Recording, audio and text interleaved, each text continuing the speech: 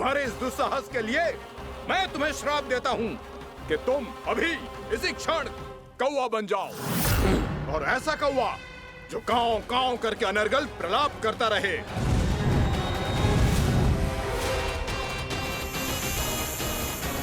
ये मैंने क्या किया? ये मैंने क्या किया? क्रोध के कारण दोनों ने एक दूसरे को श्राप दे दिया। पर दोनों ही मेरे भक्त हैं, और भगवान होकर मैं अपने भक्तों को इतनी कठिनाई में कैसे देख सकता था। इसीलिए जिस संकट में उन दोनों ने अपने आप को फंसा लिया था, उसका समाधान करने में मैं उनके पास गया। देखिए ना प्रभु, ये क्या हो गया हमसे? हमारी रक्षा कीजिए प्रभु, मार्ग दिखाइए हमें। क्रोध पर नियंत्रण ना होने के कारण आप दोनों ने एक दूसरे को बहुत ही भीषण संकट में डाल दिया है। आप दोनों ही तपस्वी, तप के बल से दिए गए आपके श्राप को लौटाना भी संभव नहीं है। प्रभु कोई तो उपाय होगा, हम आपके शरण में हैं प्रभु। अपराध तो हमसे हुआ है प्रभु, पर अब आपसे ही आशा है। कुछ ऐसा कीजिए भक्त वत्सल, जिससे हम दोनों के श्राप का प्रभाव कुछ कम हो जाए। आप दोनों ही मेरे भक्त हैं, इसलिए आपकी पीड़ा का निवारण करने का एक उपाय है मेरे पास। वेद शिरामुनि, जब आप कालिया नाग बनेंगे तो आपको मेरे चरणों को अपने शीश पर धारण करने का सौभाग्य मिलेगा।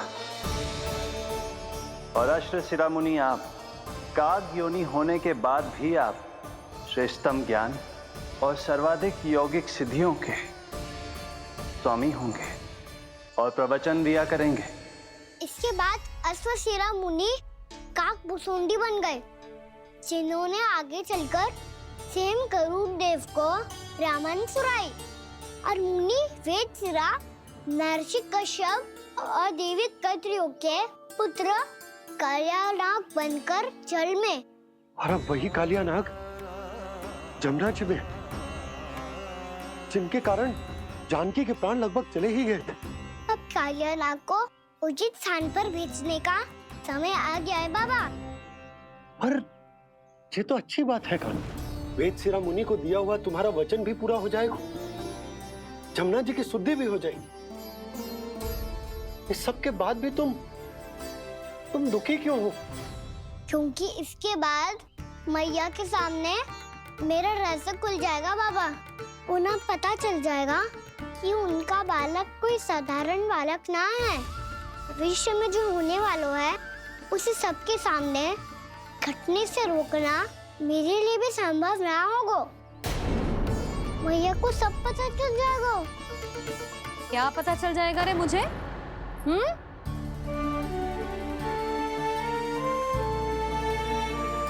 यही कि सबसे अधिक प्रेम मैं आपसे ही करता हूँ। अब बस भी कर, चलो भोजन के लिए बुलाने आई थी तुम दोनों को।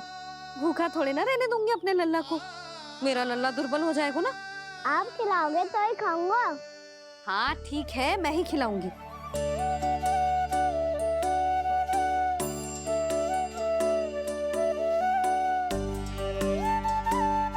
मैया खेलो ना मेरे साथ। मैया सुनो ना, मेरी बात ना मानोगी? अभी बहुत कार्य पड़े लल्ला, देख जानकी को औषधि भी देने जानो है ना। औषधि मैं दे दूंगा, फिर तो खेलोगी ना आप मेरे साथ? पिछले कुछ दिनों से अपनी मैया का अधिक से अधिक प्रेम पाने का प्रयास करो है कान्हा। इसका तो एक ही अर्थ हो सकता है कि कछु बहुत बड़ो होने वालों है। कान्हा रुक जा लल्ला। कान्हा क्यों तंग कर रहा है? मैया को पहन लेना। कान्हा, कान्हा, ये क्या करो तूने?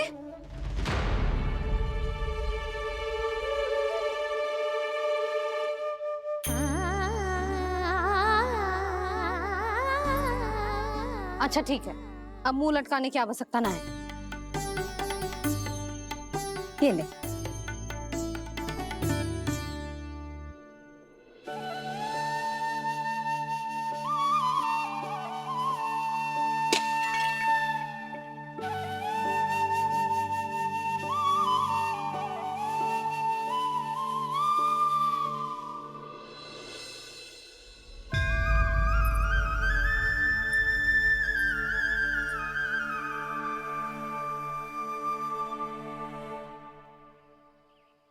तंग करे मैया को खिजाए, खेले रूठे मनाए, लीला अनोखी करके शरारत, कान्हा दंड भी पाए।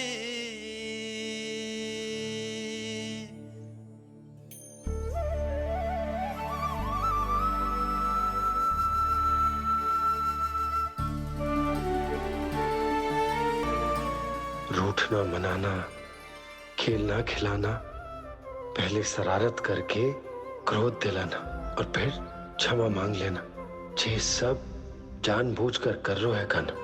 जैसे जीवन भर के लिए अपनी मैया की ममता को अपने हृदय में समेट कर रखना चाहते हो। कैसे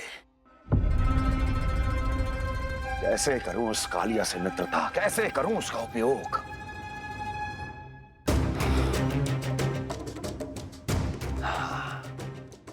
उस पर आक्रमण कर देता हूं और उसे किसी ना किसी तरह से यह विश्वास दिला देता हूं कि यह आक्रमण उस विष्णु अवतार ने किया है।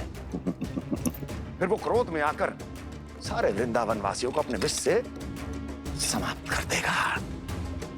उचित है, ये उचित है। नारायण हरि, नारायण हरि।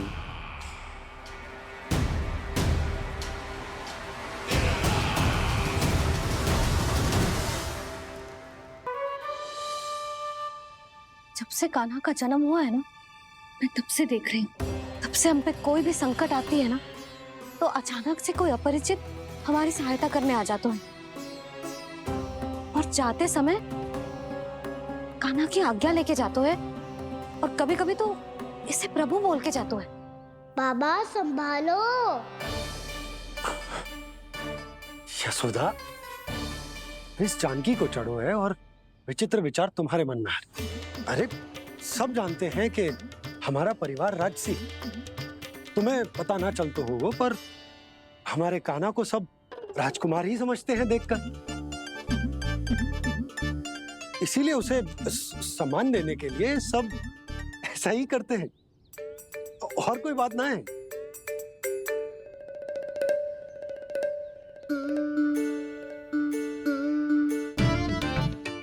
अब जे मेरे लल्ला को ऐसे क्यों घूर रहे हैं?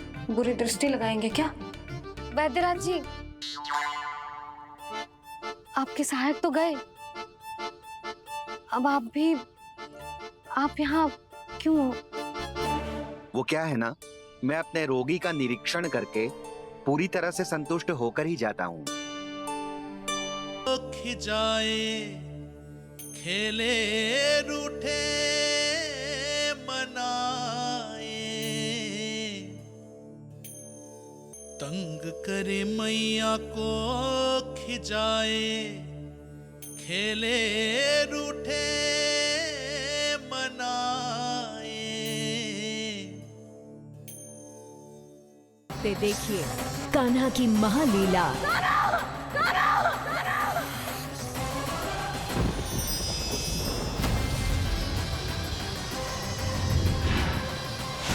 देखकर कान्हा का दिव्य स्वरूप क्या बदल जाएगा मैया की ममता का रूप।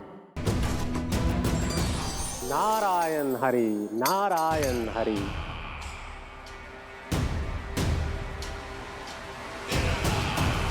प्रणाम देवर्षि। किस योजना में कितना लाभ है और कितनी हानि, यह आंकलन करते करते थक गए होंगे मथुरा नरेश।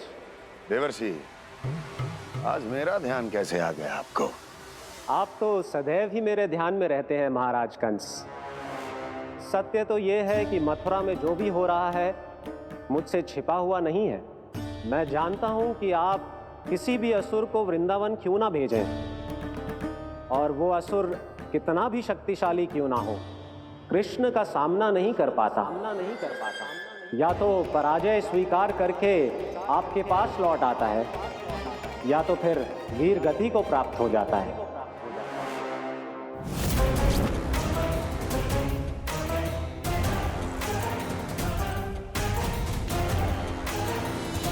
वाह, मुझे मेरी असफलताएं स्मरण कराने आए हैं, मेरे घाव को खुरेदने आए हैं, उन पे नमक छिड़कने आए हैं। मित्र को शत्रु समझने की भूल मत कीजिए महाराज कंस। मैं तो आपकी सहायता करने आया हूं। हाँ, और मेरी सहायता। कृष्ण विष्णु अवतार है, आप विष्णु के भक्त हैं। मैं हूं विष्णु द्रोही, फिर भी तो आपके आराध्य को हानि पहुंचाना चाहता है, उसकी सहायता करना चाहते हैं आप। क्या आप निश्चित रूप से कह सकते हैं कि आप ब्रह्मांड के सभी नियमों को अच्छी तरह समझते हैं? अवश्य। आपके लिए बस इतना ही जानना पर्याप्त होगा कि मैं जो कुछ भी कर रहा हूं उसके लिए मेरे व्यक्तिगत कारण हैं। मैं तो बस आपके हित में पिछली बार की तरह एक सुझाव लेके आया था, पर यदि आप मेरा सुझाव सुनना भी नहीं चाहते तो आपकी इच्छा। नारायण हरि, नारायण हरि। कारण चाहे जो हो, इनके पिछले सुझाव के कारण ही आज मेरे शत्रुओं की संख्या कम है। अन्यथा मैं देवकी के अन्य पुत्रों को भी जीवित छोड़ देता, और आज वो सब अपने भाई के साथ मिलकर उसकी शक्ति को अनेक गुना बढ़ा देते। ठहरिए देव ऋषि।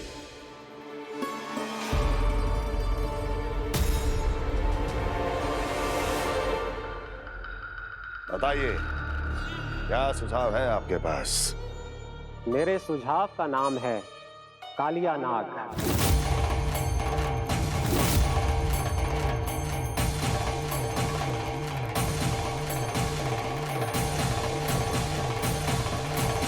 उसके विषय में मैं जानता हूं देवर्षि।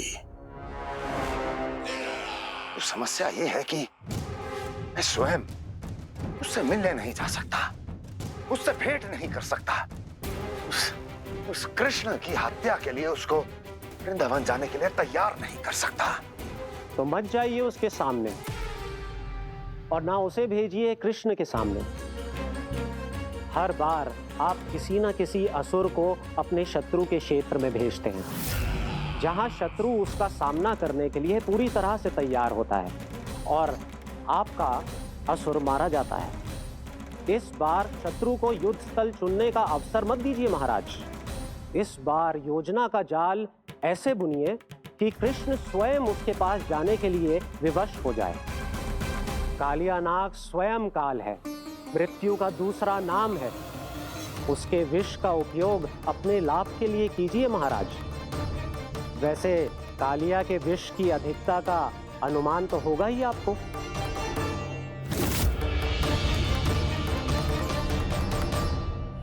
एक बार जो उसके क्षेत्र में पहुंच गया, फिर उसके विष से बचना असंभव है। उचित सुझाव है देवर्षि, उचित सुझाव है। देवर्षि, उस छलिया विष्णु की भक्ति करते करते आप भी उसके रंग ढंग सीख गए हैं। उचित है। उचित है।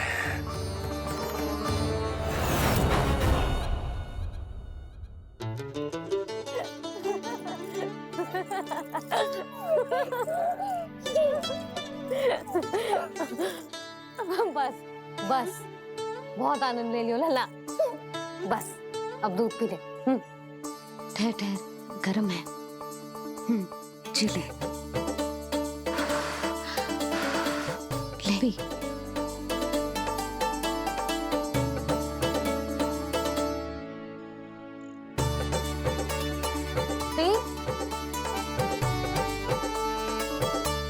मैं ना होती तो ना जाने क्या होता तेरा। अपने आप दूध भी ना पी सकते है, भावला कहीं का। आपकी इस प्रेम के लिए तो मैं धरती पे आया हूँ मैया।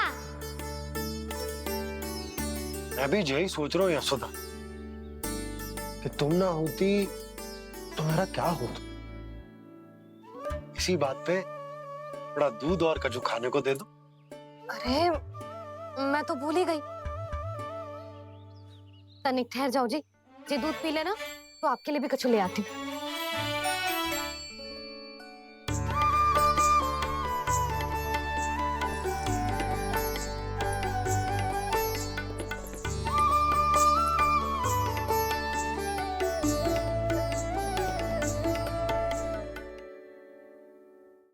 प्रणाम महाराज। आपकी आज्ञा के अनुसार बिल्कुल वैसा ही पत्र तैयार किया है जैसा आप चाहते थे।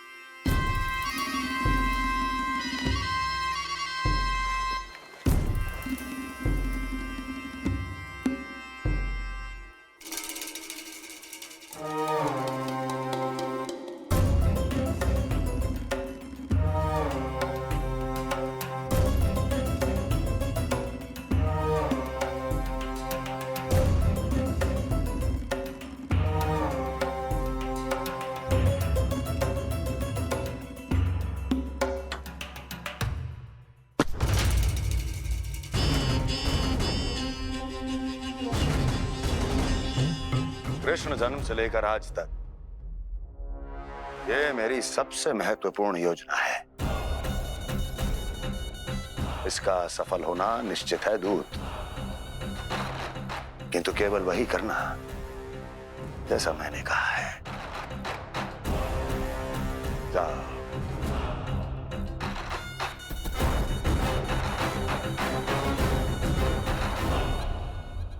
कान्हा,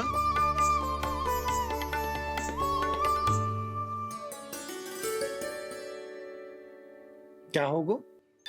बाबा, मैं चाहता हूँ कि मैया की स्वमता क्रिस्टल फ्रेम की वर्षा मुझ पे सरतेव ऐसे होते रहे। वो तो होती रहेगी लल्ला। अपने लल्ला के लिए किसी मैया का प्रेम कभी कम हो सकता है भला?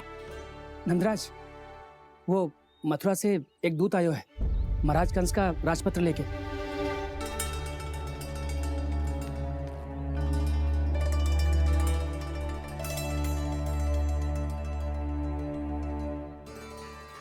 कान्हा, अब क्या करने वाला है? तेरे बाबा कहाँ गए? हाँ? कंस मामा का खेल आरंभ हो गया है, पर मैया वो सब सुनेगी तो व्यर्थ चिंतित हो जाएगी। बस थोड़ा बाहर गया मैया, कछु खा लिया से। बाहर इस समय? मैया, क्या होगा? मैया देखो ना, पीठ पे कछु हो रहा है। मेरा हाथ ना पकड़ो, आप करो ना। दिखा। यहाँ? क्षमा करना मैया, पर अभी बाबा को ही संभालने दो ये सब। कहिए, क्या संदेश लाए हैं आप? नहीं नंदराज, नहीं। महाराज कंस का आदेश है कि ये संदेश सभी गांव वालों के साथ ही पढ़ा जाए। ठीक है, मैं गांव वालों के सामने पढ़ दूंगा, पर मुझे तो दीजिए पढ़ने के लिए। महाराज की आज्ञा का पालन करना आपके लिए भी आवश्यक है नंदराज। सभी गांव वासियों की सभा बुलाइए। बंसी, सभी गांव वालों की सभा बुलाओ। राजपत्र में ऐसा क्या संदेश भेजो है कंस ने? अब मेरे पत्र को पढ़कर सब भौचक के रह जाएंगे। और वो कृष्ण, उस कृष्ण के पांव के नीचे से तो भूमि खिसक जाएगी, आकाश फट पड़ेगा, बिजलियां गिर जाएंगी। प्राप्ति, ओ प्राप्ति, कंस का पत्र स्वयं को बहुत अधिक शक्तिशाली समझता है ना वो। अब देखता हूं कैसे वो इस महासंकट का सामना करता है। वो कृष्ण, वो अपनी मृत्यु स्वयं चुनेगा या मृत्यु की वेदी पर चढ़ा देगा प्रिय वृंदावन वासियों को।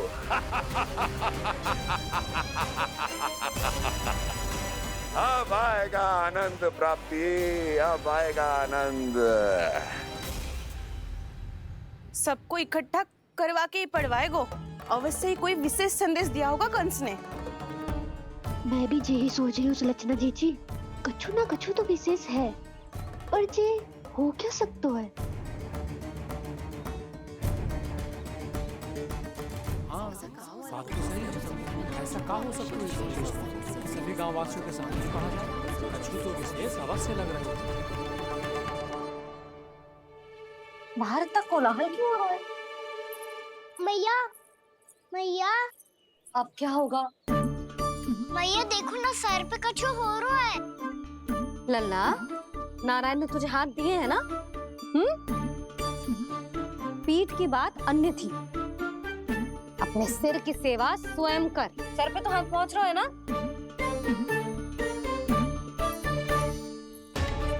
मैया सुनो ना, मैया देखो ना, तीव्र कर कछु हो रहा है। मैया देखो ना, तीव्र कछु हो रहा है।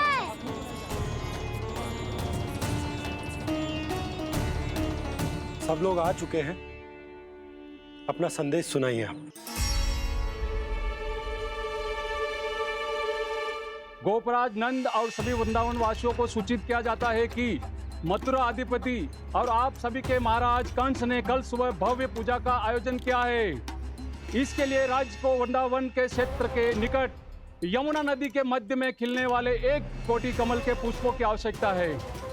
इसीलिए आप सभी को यह आदेश दिया जाता है कि ये सभी कमल के पुष्प प्रथम पहर से पहले राजसभा में पहुंचा दिए जाए। वो भी प्रथम पहर से पहले कैसे हो सकता है?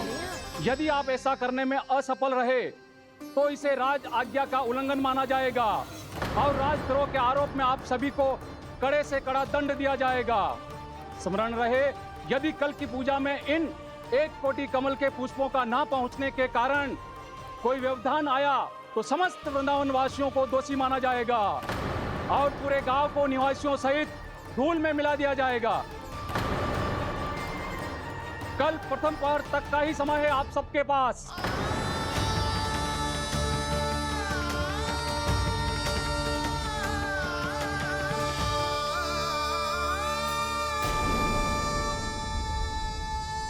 वो भी कल प्रथम प्रहर में? ऐसे कैसे संभव है? और कोई साधारण पुष्प ना, यमुना नदी के मध्य खिलने वाले विशेष कमल के फूल चाहिए उन्हें। लेकिन यमुना नदी में तो कालिया नाग ने विष घोल के रखा है, तो फिर कैसे हो पाएगा? जी असंभव है। हमारी मृत्यु का संदेश भेजा राजा कंस ने। सदैव की भांति इस समस्या पर भी गांव के बड़े ही विचार करेंगे। बालकों का यहाँ होना उचित ना है।